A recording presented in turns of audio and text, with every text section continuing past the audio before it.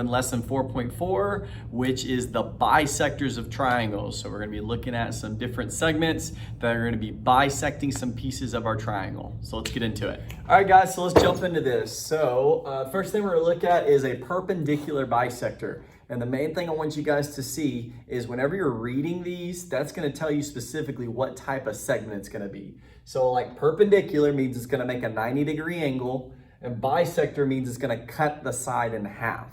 So by definition, a perpendicular bisector is the perpendicular bisector of a segment is a line segment array that is perpendicular to the segment at its endpoint. So right here you see I have a line that is going to be perpendicular to the third side, and it's going to meet at the mid segment, which is going to cut this line in half. It's in the very middle, okay? And so we know that this triangle has three of those, okay, because there's three sides. So right now, this is about the middle of the line. So if I was to draw the perpendicular line, it would look like this. And then lastly, I have another line. This is about the middle of that line. And whenever I draw the perpendicular bisector here, it's going to meet at one place. And that name of that point is going to be called the circumcenter. By definition, the circumcenter of the triangle is the point of concurrency of the perpendicular bisectors of a triangle. So again, if I was to draw all three of my perpendicular bisectors, this right here, this point right here would be called the circumcenter. And whenever you have a circumcenter, there is a special relationship between that point and all three of my verti or my vertexes here, okay? So right here, if I look, this point right here, this point right here, this point right here, whenever I have my circumcenter, the line from my vertex all the way to the circumcenter, these lines right here are all going to be congruent. So that means that this is A, this is B, this is C. That means then if my end center was, let's say it's Z. So that means AZ, that means BZ, and it means CZ are going to be all equal to each other. So from my vertex to my circumcenter are all going to be congruent, okay? And you'll be able to use that on an example here in a little bit, okay? All right, so next we're going to look at the angle bisector. So just like in the name, it is an angle bisector. It means it is cutting the angle into two equal parts. Okay, that means if this angle right here is 60 degrees, that means those two angles right there are now 30 degrees because that line is cutting it in half. So by definition, an angle bisector is a ray that divides an angle into two congruent angles. Okay. And so now, if I was to draw all three of my angle bisectors, so that means if I was to draw this line, so my angle bisector right here, this line is equal to that one, or that angle is equal to that one, and then I was to draw this third one over here, which is going to go through this point, that angle is equal to that one, then that means this point right here is going to be called my end center. So the point of concurrency of all three of my angle bisectors is going to be my end center, okay? Now there's a special relationship between all of these three. So if I was to redraw these real quick, if I was to draw my angle bisector going from this line to the middle right here, I was to draw my angle bisector going from this line to here, angle bisector, at my end center. So if that line is my end center, if I was to draw the shortest distance from the end center to my third side, then those sides would be congruent. So for instance, if I was to draw a perpendicular line from here to this line, perpendicular. If I was to draw a perpendicular line from here to here, if I was to draw a perpendicular line from here to here, all three of these sides would end up being congruent. So the end center is the same distance to all three sides right there.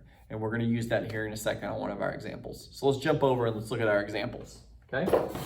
All right, so let's look at example number one. So right here it says, name the point of concurrency of the angle bisectors. Remember, the point of concurrency for my angle bisectors is called my circumcenter,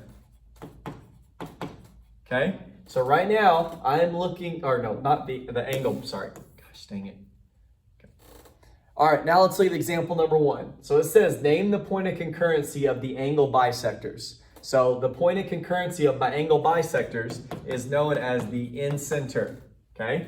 So that means all of the lines that are bisecting my angles, I'm gonna look at those. So let's go ahead and highlight those. So right now, looking at angle B, it looks like this line right here is bisecting my two angles, okay? Right here on C, it looks like this line right here is bisecting my angle, okay? And then it looks like right here is my third one, this line right here is bisecting my angle as well. So right here, ladies and gentlemen, that is going to be the incenter, which is the point of concurrency of all three of my angle bisectors, which if I look, an arrow right here is pointing at it and it is point Q. So your answer right now of your incenter is going to be point Q. That's going to be the bisector or the concurrency of all the angle bisectors. Okay. All right, so let's go and look at example number 2 here. So on example number 2, it says we need to find the value of x in this figure, okay? So let's go ahead and recognize what I'm given here. So right now I can see that this line right now is bisecting my angle, and this angle right now is bisecting my angle. So that means I'm given two angle bisectors, and where those two lines are intersecting are right here at this point. So I know this point I just drew is going to be known as my incenter. So I know earlier I told you that the incenter is going to be the same distance from the incenter to its other side. So right now if I look, I have my incenter. So I have a perpendicular line going from here. I have a perpendicular line going from here. So what this tells me is that these two lines are going to be congruent to each other. So that means if I was to draw a third side going down here, this would be congruent as well. But I'm not dealing with that. So that means these two lines are congruent. Well, this line is represented as 2x. This line is represented as x plus 3. So in order for me to find x, all I have to do is I have to put both of those equal to each other. So right now, this line, which is 2x, is going to be equal to x plus 3.